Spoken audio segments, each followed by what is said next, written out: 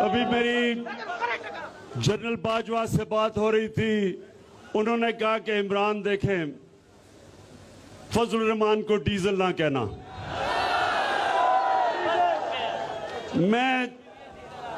मैं तो जनरल बाजवा नहीं कह रहा, लेकिन अवाम उसका नाम डीजल रख दिया, अवाम ने उसका नाम।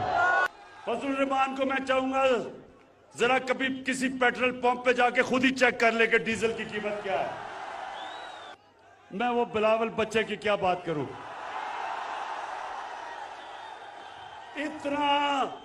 इतना पैसा खर्च करके इस्लामाबाद पे आया, वो बेचारे सिंध से लोगों को पैसे दे दे के लेके आया वहां इस्लामाबाद, और उधर लोगों से पूछे जी उसका क्या पैगाम था, उन्होंने कहा जी कांपे टांग रही है। जब तक बिलावल सियासत छोड़ेगा तो नए अल्फाज निकलाएंगे, जिस तरह कांपे टांग रही है, चीनी उग रहा है, और एक और वो क्या बारिश आता है। तो इंशाल्लाह ये सारी चीजें, क्योंकि जब आप एक लीडर को जबरदस्ती बनाने की कोशिश करें, क्योंकि जनाब उसके नाना साहब लीडर थे तो उसको भी आपने बनाया, यही होता है, फिर कांपे टांगती हैं। जो मेरा मुकाबला है ये इन तीन डाकुओं से, ये तीनों डाकुओं से मेरा मुकाबला है। कहते हैं जी इमरान खान हम तुम्हारी गवर्नमेंट गिरा देंगे अगर तुम हमारे करप्शन के केस बंद नहीं करोगे। मैं इनको कहता हूं गवर्नमेंट गिरानी तो मेरे लिए आसान चीज है, मुझे अपनी जान भी देनी पड़े मैं तुम्हें नहीं छोड़ूंगा।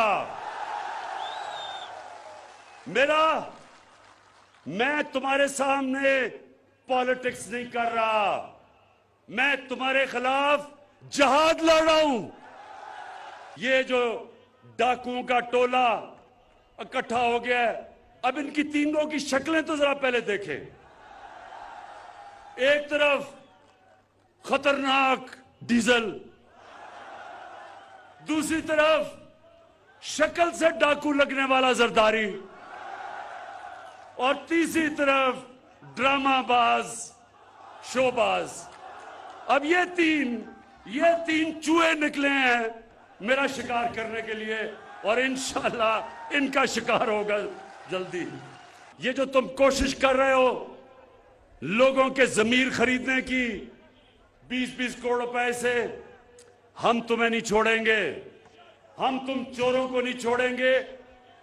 वैसे मैं अभी तक मेरे एमएनएस ने मुझे सब ने बताया है कि उनको क्या क्या पैसा ऑफर कर रहे हैं, मुझे आके बता देते हैं, सब मुझे बता देते हैं कि कौन सा इनके डाकुओं सिंडिकेट का, इनका माफिया के जो लोग उनको मिल रहे हैं। मैं उनको सबको कहता हूं कि अगर पैसे तुम्हें दे रहे हैं तो ले लो,